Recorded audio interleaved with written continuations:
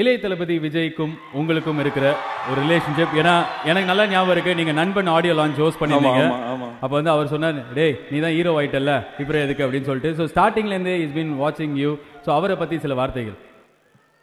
One of the best entertainers of Indian cinema, அதை வந்து கான்ஃபிடென்ட்டாக சந்தோஷமாக சொல்லலாம்.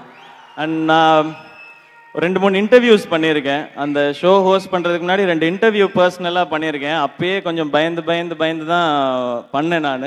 நண்பன் ஆடியோ லான்ச் ஞாபகம் இருக்கு, நீ தான் ஹீரோ ஆயிட்டல்ல இன்னும் இங்கே என்ன பண்ணிகிட்டு இருக்கு அப்படின்னு சொல்லி சார் கேட்டாங்க. அப்பயே நான் ரிப்ளை சொல்லியிருந்தேன், சார் நீங்கள் சொல்லும்போது தான் தெரியுது சார் நான் ஹீரோ ஆயிட்டேன் அப்படின்னு சொல்லி. பட் அதெல்லாம் தாண்டி எனக்கு லைஃப்பில் மறக்க முடியாத மொமெண்ட் வந்து, நான் Vijay awards entertainer of the year வாங்கும்பொழுது சார் ஸ்டேஜில் வந்து அவர் பிடிச்சிட்டாரு, குழந்தைங்க எல்லாரையும் பிடிச்சிட்டாரு அப்படின்னு சொன்னாங்க.